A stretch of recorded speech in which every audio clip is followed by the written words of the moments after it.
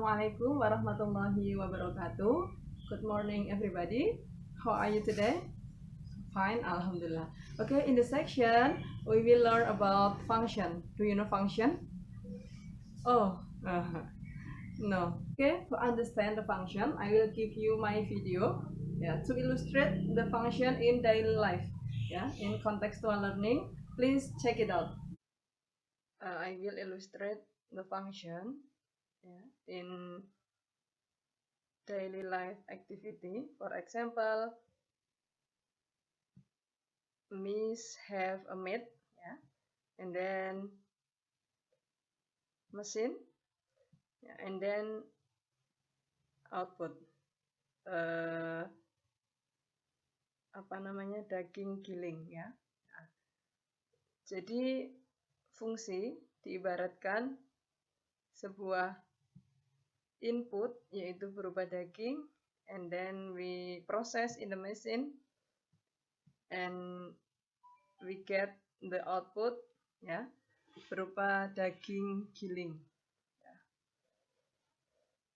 Jadi apa yang bisa kita pelajari, apa yang bisa kita dapatkan dari sebuah fungsi di kehidupan nyata, yaitu ada sebuah input yang kita olah ke dalam sebuah fungsi, di sini sebuah mesin, dan akan menghasilkan sebuah output. Oke, itulah sebuah fungsi. And then in the function we have 3 topics. And the first is introduction to function. The second is graph of function, and the last operation algebraic of function. In introduction to function consists of 4 subtopics. And the first is definition of function, vertical line test, function notation, and the last domain of function. And in graph of function consists of 3 subtopics. The first is linear and constant function. Second, graph of basic function. And the last, definition of quadratic function. In operation algebraic of function, we have 4 operations. There are summation, difference, product, and quotient. Okay. The first subtopic in introduction to function. Definition of function. Do you know function? In mathematics, given a relation in x and y, we say y is a function of x. If for every element x in the domain, there correspondent exactly one element y in the range. Saya jelaskan kembali. Jadi apabila ada sebuah relasi x dan y, kita katakan y adalah sebuah fungsi dari x jika untuk setiap elemen x pada daerah asal berkorespondensi tepat 1 pada elemen y di daerah hasil. Jadi bisa dikatakan bahwa setiap daerah asal x pasti mempunyai teman di daerah hasil. For example, we have input, consists of 0, 1, 2, and 3, and output 5. Di sana ada relasi 0 ke 5, 1 ke 5, 2 ke 5, 3 ke 5. Dari contoh ini, ini adalah contoh sebuah function. Kenapa? In every domain, 0, 1, 3, 2, have output, have range. Jadi punya hasil di daerah kawannya. The second, contoh apabila saya punya 2 himpunan, himpunan pertama sebagai input or domain, -2, -1, and 0. Di daerah kawannya ada 3, 4, 5, dan 6. Ya. Di sana negatif 2 itu punya hasil yang berbeda ya. Punya hasil 3 dan punya hasil 4 di daerah kawan. Negatif 1 punya hasil 5 dan 0 punya hasil 6. Nah, bisa dikatakan bahwa negatif 2 ini punya dua hasil berbeda di daerah kawan. Maka apabila ada sebuah domain yang mempunyai dua hasil di daerah lawan, itu bukan sebuah fungsi, not a function.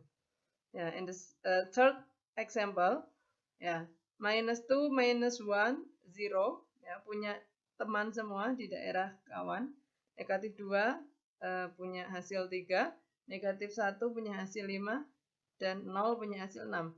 Maka ini merupakan sebuah contoh dari function.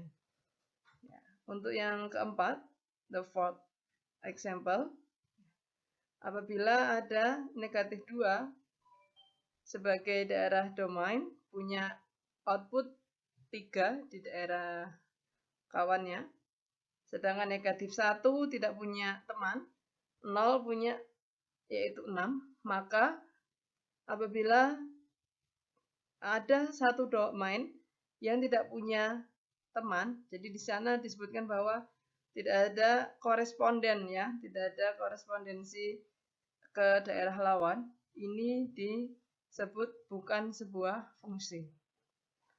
Ya. Okay, to understand about definition of fungsi, ya, I will resum ya the function. Jadi untuk membedakan sebuah fungsi itu ada 3 hal yang harus diingat-ingat. The first is every input must have an output. Jadi setiap ada input atau domain itu harus punya output, harus punya teman di daerah hasil. The second, two different inputs can have the same output. Jadi dua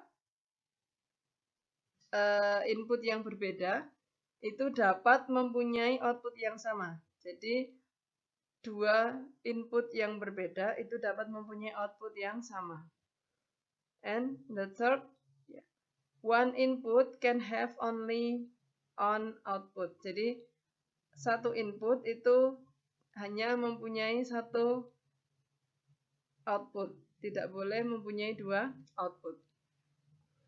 Ya, untuk memperjelas ya di bawah ini ya, which of the following relation are function. Jadi manakah di antara relasi-relasi berikut ini yang merupakan fungsi?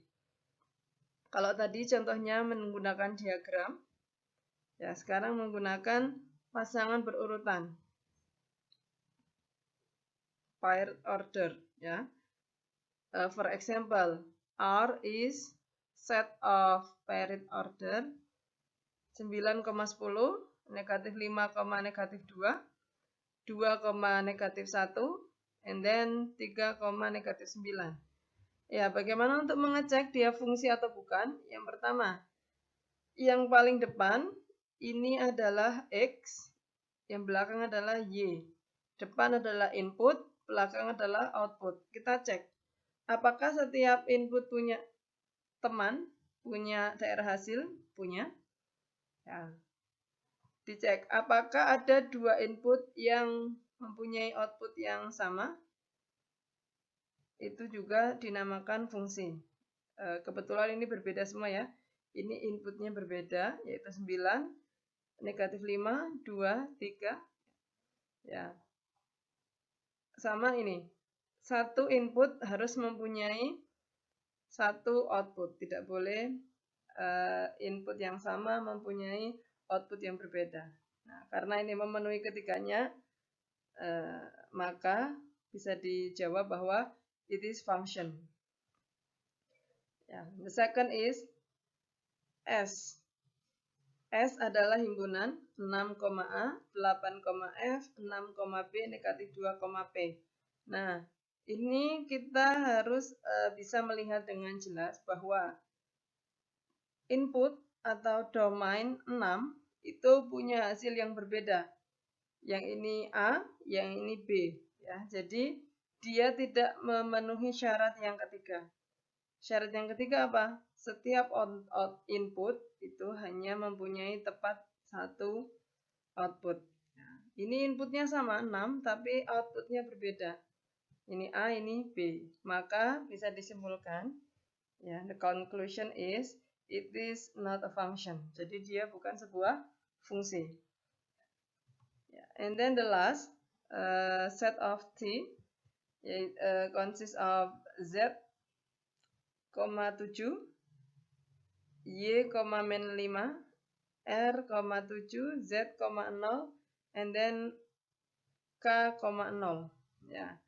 Kita bisa melihat di sini ada yang tidak dipenuhi, yaitu saat Z menghasilkan 7, ini juga Z menghasilkan 0. Apa artinya? Artinya dari input yang sama-sama Z, tapi menghasilkan output yang berbeda. Ini 7, ini 0. Maka we can conclude it is not a function. Oke, itulah pengenalan tentang fungsi based on definition of function. You can different which of the relation are function or not. Nah, to understand if the graph, ya, it is function or not, ya, we can test by vertical line. Ya, kita dapat mengetes suatu grafik atau suatu fungsi, suatu gambar itu fungsi atau bukan dengan salah satu caranya yaitu dengan vertical line. Ya, consider a relation defined by a set of point x, y in a rectangular coordinate system. Jadi ada sistem koordinat seperti itu. Ya. The graph defines y as a function of x if no vertical line intersect the graph in more than one point. Ya, in other words, if it is possible for a vertical line to intersect a graph at more than one point, then the graph is not the graph of a function. Jadi, kalau kita tes dengan sebuah garis vertikal, ternyata garis vertikal tadi intersection, ya, perpotongan dengan grafik itu lebih dari satu poin, maka grafik tersebut bukan grafik fungsi. Ya, dikatakan grafik fungsi apabila vertical line tadi, garis vertikal tadi itu memotong intersect the graph, ya, in one point. Jadi hanya tepat di satu poin. Ya. Oke, for example, ya, use the vertical line test to visually check if the relation is function or not. Ya. Ini ya. Please look at the green line, ya, garis hijau itu yang vertikal. Ya, ya, dia akan mencari apakah ada dua titik yang segaris. Nah, ternyata garis hijau tadi berhenti di titik yang segaris. Artinya bahwa garis hijau atau vertical line tadi itu bertemu dengan dua titik yang pada garis tersebut. Ya, jadi ini menandakan bahwa 1,1, 1,-2 itu dia kalau berdasarkan dengan definisi fungsi di awal tadi bahwa dengan input 1 dia menghasilkan output yang berbeda. Satunya 1, satunya -2. Nah, saat dites menggunakan garis vertikal, berarti garis vertikal itu, ya, memotong titik 1,1 dan 1,-2. Ya. Is it function? Oh, no, because 2 points are on the same vertical line. Jadi ada 2 titik ya yang berada pada garis vertikal hijau tersebut. Ya. Okay, next example. Please look at the green vertical line. Ya. Coba, apakah ada 2 titik yang dalam satu garis? Oh, ternyata tidak ada. Ya, jadi tidak ada 2 titik yang berada pada garis yang sama. Is it function? Oh yes, because no 2 points are on the same vertical line. Ya, jadi tidak ada 2 garis yang berada pada tidak ada 2 titik yang berada pada garis vertikal yang sama. Jadi dia adalah fungsi. Oke, ya. Untuk memastikan kalian sudah paham atau belum terkait dengan fungsi yang bisa dites menggunakan vertical line, ya. I will give you exercise. Ya, the first is if we have the graph, ya, bentuknya seperti ini. Ini adalah bentuk dari fungsi linier. Nanti kalau sudah belajar fungsi linier, kita cek dengan vertical line. Nah, kalaupun garis biru itu kita geser ke kanan ke kiri, dia tidak ada yang memotong dengan garis merah tadi di 2 titik. Artinya apa? Artinya bahwa garis merah tadi grafiknya adalah sebuah function. Okay, and then the second, if we have constant function bentuknya horizontal, ya, we can check use vertical line. Nah, ternyata hanya memotong garis merah tersebut di 1 titik, hanya di 1 titik. Jadi ini kalau dijalankan dia 1 titik, maka ini adalah sebuah fungsi. And the third, misalnya ada sebuah fungsi yang digambarkan dalam grafik seperti ini. Ya. Maka saat kita tes dengan menggunakan vertical line, seluruh grafiknya itu berada pada vertical line. Artinya banyak titik yang sama yang dilewati oleh vertical line. Ya. So, this is not a function. Ya. Contoh selanjutnya, apabila kita punya grafik yang berbentuk parabola atau grafik kuadrat, akan kita cek menggunakan garis vertikal. Ya, ternyata kalau kita geser ke kanan ke kiri, garis biru tersebut, maka dia hanya akan memotong grafik parabola tersebut di 1 titik. Maka ini juga contoh dari sebuah grafik fungsi.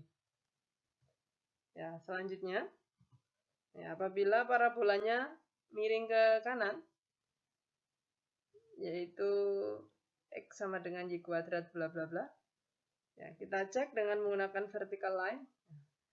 Apabila kita geser garis biru itu ke kanan dan ke kiri, maka we have 2 intersection point. Jadi ada 2 perpotongan titik antara grafik dengan vertical line. Artinya, kalau ada lebih dari 1 titik perpotongan, maka dia bukan sebuah function. Ya, selanjutnya ada grafik pangkat 3. Ini kalau diteruskan ke atas, grafik ini tidak lurus ke atas, ya. Tidak lurus vertikal, tapi agak nyamping ke kanan. Yang ini juga begitu, dia agak nyamping ke kiri. Nah, apabila kita cek dengan menggunakan vertical line, maka hanya ada 1 titik yang berpotongan dengan fungsi tersebut. Maka grafik itu merupakan sebuah contoh grafik fungsi. Selanjutnya, ada grafik fungsi absolute function. Jadi ada grafik absolut, ya. Nah, dia fungsi atau bukan? Kita cek dengan menggunakan garis vertikal. Karena terdapat ya 2 titik perpotongan, maka ini bukan merupakan grafik fungsi. Ya, it is not a function. And the last, ya, if we have equation of circle, ya, yang digambarkan dalam grafik lingkaran tersebut, ya, kita cek dengan menggunakan vertical line, maka ya, terdapat 2 intersection point. Ya, karena lebih dari 1 titik perpotongan, bisa disimpulkan bahwa grafik tersebut bukan merupakan sebuah fungsi. Oke, sampai di sini semoga paham, nggih? Ya. Continue the topic. And this is function notation. When a function is defined by an equation, we often use function notation. Nah, kita sudah sering sekali menggunakan function notation ini.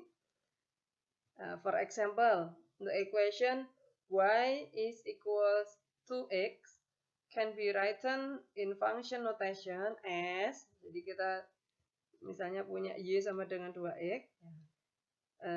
If we write in function notation, maka nulisnya adalah f dalam kurung x, ya, is equal to 2x. Jadi fx sama dengan 2x. Itu adalah penulisan notasi sebuah fungsi, ya, yang didefinisikan dalam sebuah equation atau persamaan. Where f is the name of the function. Nah, jadi f-nya ini bisa diganti dengan g atau h atau yang lainnya. Biasanya fungsi itu tidak hanya dilambangkan oleh f, ya, bisa dengan g, h, seperti itu. Nah, yang penting di huruf depan ini ya, itu adalah name of the function-nya. And then x is an input value from the domain of the function. Jadi x-nya ini adalah nilai yang akan diinputkan ya dari sebuah domain fungsi.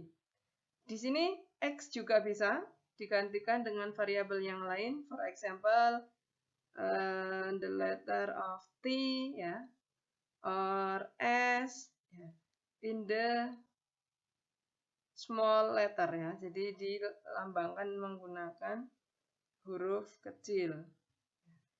And then fx is the function value. Jadi kalau f tadi hanya nama sebuah fungsinya, x itu adalah input value-nya dari sebuah domainnya, maka fx itu adalah function value-nya atau nilai fungsinya, ya, or y value atau y value-nya corresponding to x. Jadi for example, fx is equals to x, ya.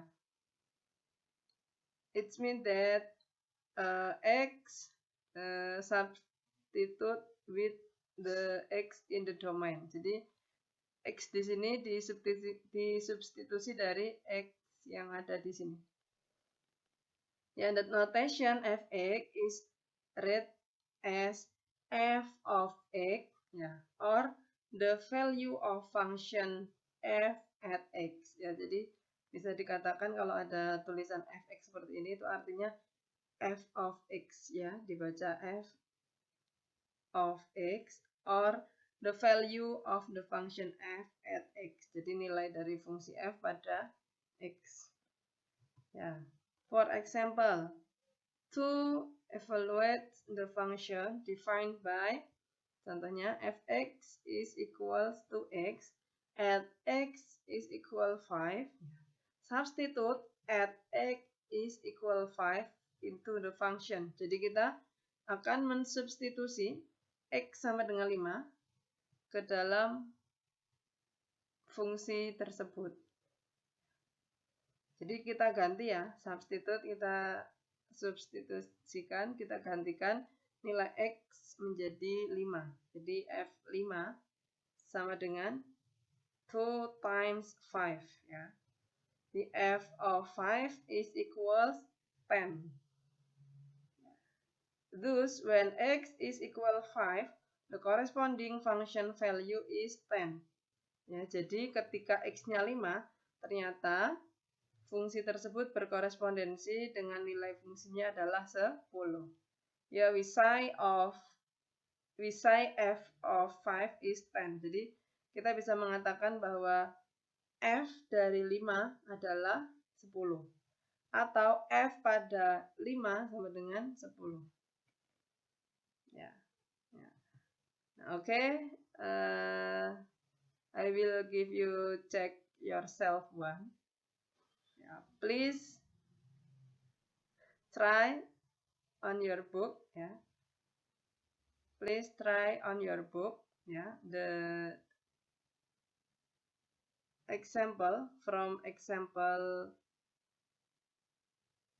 function notation and then the value of function. There are two numbers. Number 1 consists of 4 questions, A, B, C, and D. And then number 2 consists of 3 questions. Yeah. Please you write the solution, the question and solution on your book. And then please you take a picture and then send in Google Classroom. Yeah. Okay. I will continue the explanation about domain of function. Domain ya. Kita akan mempelajari apa itu domain sebuah fungsi. A function is a relation ya, seperti dulu yang pernah kalian pelajari. Sebuah fungsi itu adalah sebuah relasi ya, yang tadi syaratnya ada 3 syarat tadi. Bahwa setiap daerah input atau daerah domain itu harus punya satu teman di daerah kawan.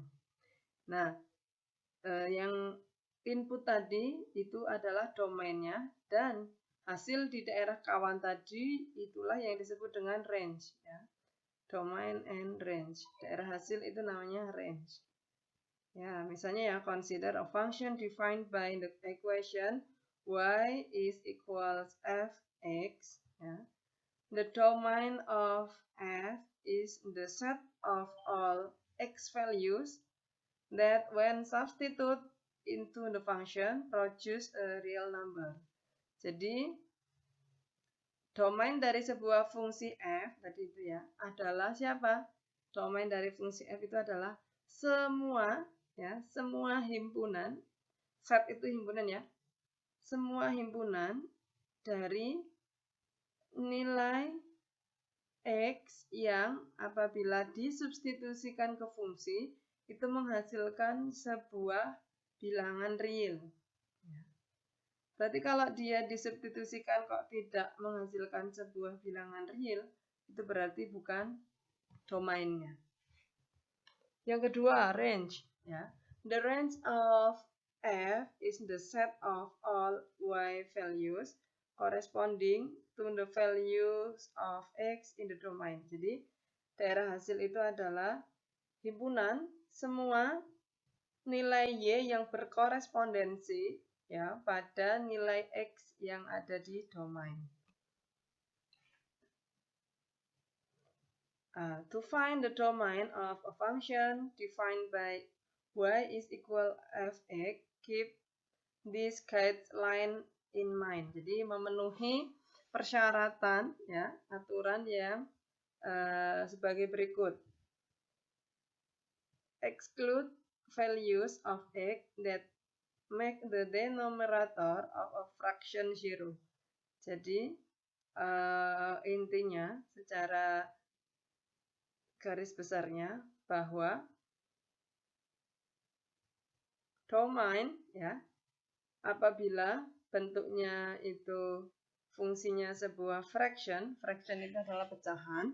Ini misalnya ada sebuah fungsi yang berbentuk fraction atau pecahan, maka domainnya itu ya hati-hati pada denominator. Denominator itu adalah penyebut. Jadi agar domain tadi itu punya range, ya kan tadi yang dinamakan fungsi kan berarti setiap domain dia harus punya range. Kalau enggak, ya berarti dia bukan termasuk domainnya. Inputnya tadi harus punya range. Nah, dari bentuk pecahan A per B ini, tidak setiap A dan B itu akan menghasilkan sebuah range ya. For example, contoh, kalau B ini 0, maka nilai fungsi fx tadi itu adalah tidak terdefinisi, undefined. Nah, jadi syaratnya adalah kalau ada sebuah fungsi yang berbentuk pecahan atau fraction, itu syaratnya B-nya tidak boleh, penyebutnya tidak boleh 0. Ya, jadi agar dia punya daerah hasil, maka input tadi dengan syarat denominatornya itu tidak boleh 0. The second, nih, apabila kita punya sebuah fungsi yang berbentuk akar, ini contohnya fungsi yang berbentuk akar, maka agar daerah hasilnya itu ada, ya, syaratnya adalah bagian di dalam akar ini, ya, dipastikan bahwa dia tidak bilangan negatif. Kenapa? Karena apabila yang di dalam akar ini bilangan negatif, maka nilai fx-nya ya, itu tidak real number lagi, tapi bilangan kompleks. Ya.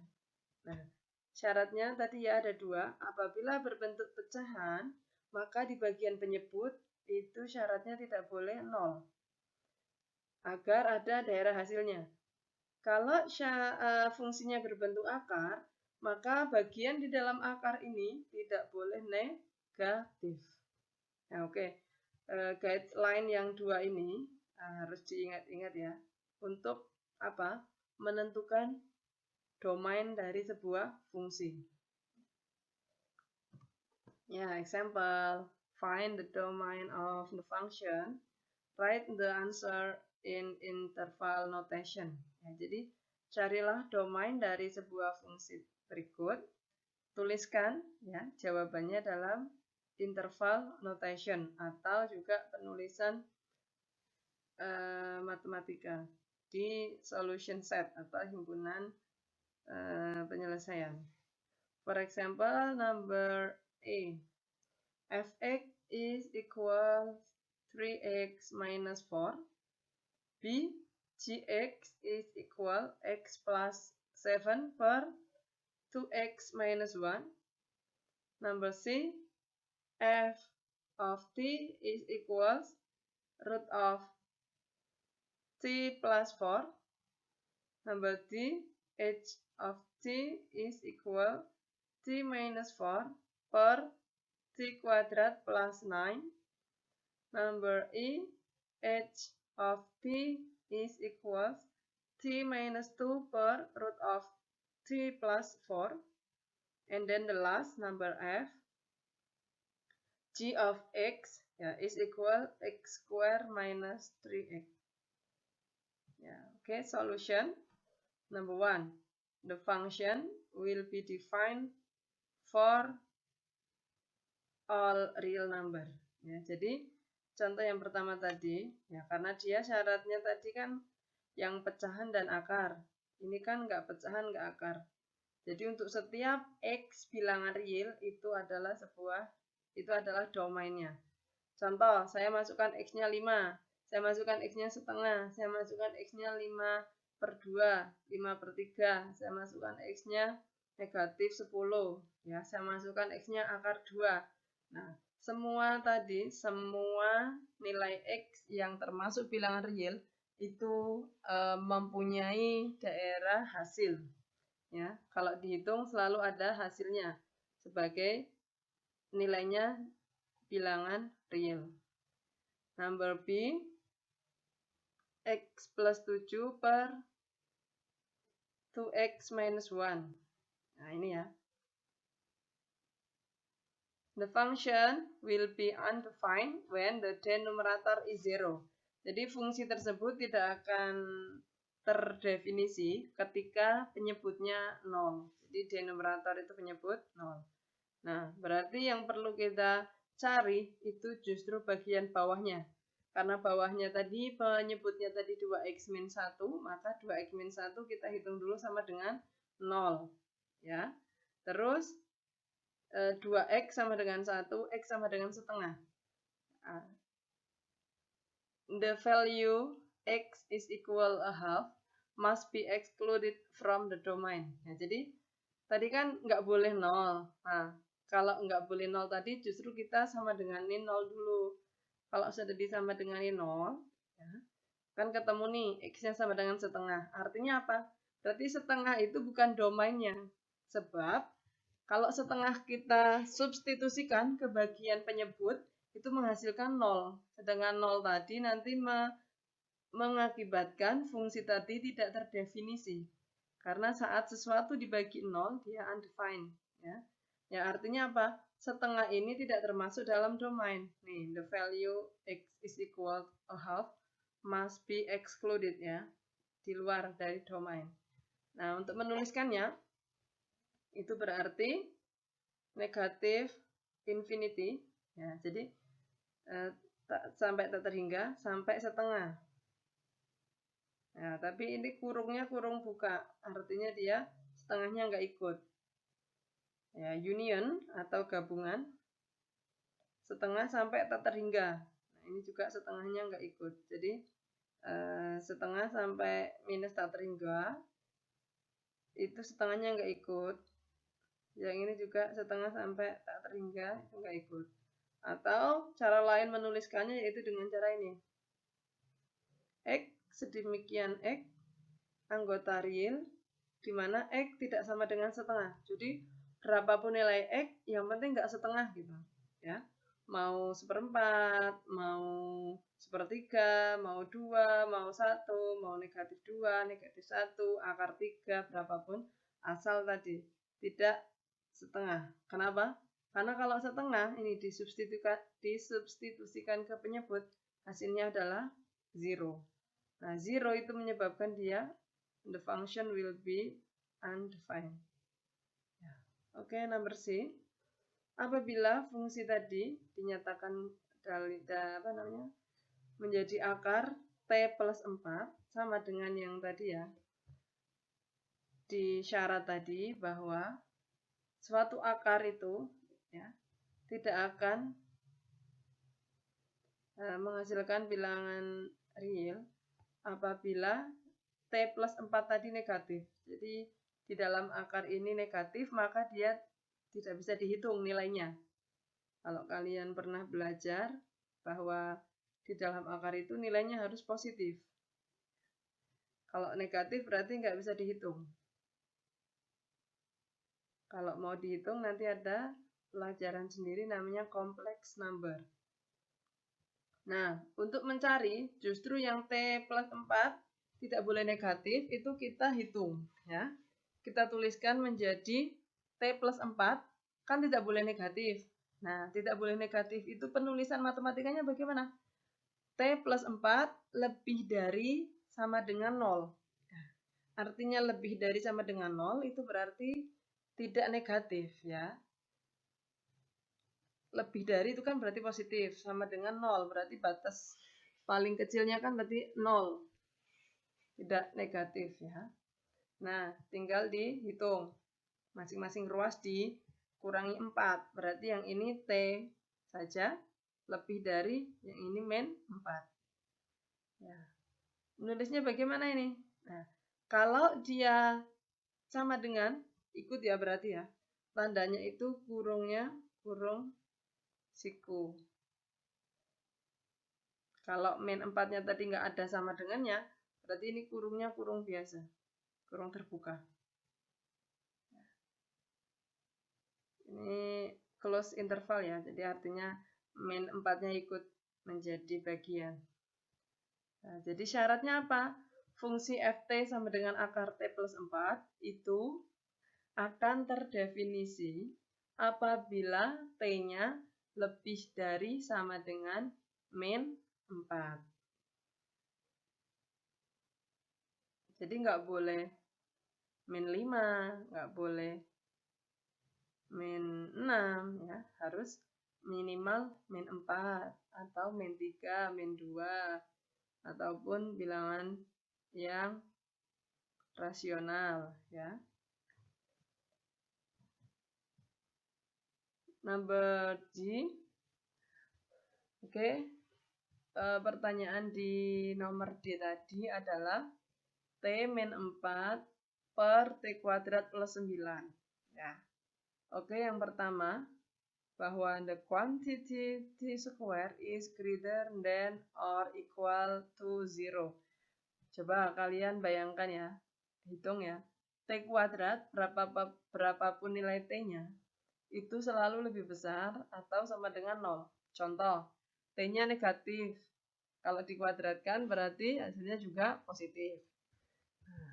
Jadi paling kecil itu 0 atau lebih besar dari 0. Jadi untuk setiap T berapapun, ya, for all real numbers T, the value of T square is greater than or equal to 0. And then the number 9 is positive. Nah, jadi tadi T square-nya positif, 9-nya juga positif. Jadi apa? Jadi yang bagian denumerator atau bagian penyebutnya, itu kan T kuadrat plus 9. T kuadrat plus 9 itu will never be 0. Jadi tidak akan pernah 0. Kenapa tadi? Karena T kuadratnya tadi itu paling kecil 0 atau dia lebih dari 0. Ditambah dengan 9, itu pasti hasilnya akan lebih dari 0 gitu. Ya, maka kalau yang bawah itu berapapun nilai T-nya selalu lebih dari atau sama dengan 0, ditambah 9 itu bisa dipastikan bahwa dia tidak akan pernah 0. Sehingga domain from the function T minus 4 per T square plus 9, the domain is the set of all real numbers. Jadi semua T yang bilangan real itu memenuhi. Yang atas juga sama. Yang atas kan T min 4, tidak ada akarnya juga. Jadi dia semua bilangan real T itu memenuhi, ya, untuk bagian penyebut maupun pembilang. Maka domain dari T min 4 per T kuadrat plus 9 itu adalah set of all real number. Jadi semua bilangan real. Nulisnya gimana? Kalau menuliskan semua bilangan real, ya bisa menggunakan X sedemikian X seluruh bilangan real. Atau dalam interval notation berarti seperti ini. Minus infinity, infinity. Okay, there are two questions in point E and F. Please you try, ya. You try to find the domain from h of t is equal t minus 2 per root of t plus 4, and number F, g of x is equal x squared minus 3x. Yeah, please you try, yeah, and then until you find the domain of the function in number E and F. Okay, thank you very much for your attention. Yeah, keep spirit to learn mathematics. See you next time in the other lesson. Okay, thank you. Wabillahi taufiq wal hidayah. Wassalamualaikum warahmatullahi wabarakatuh.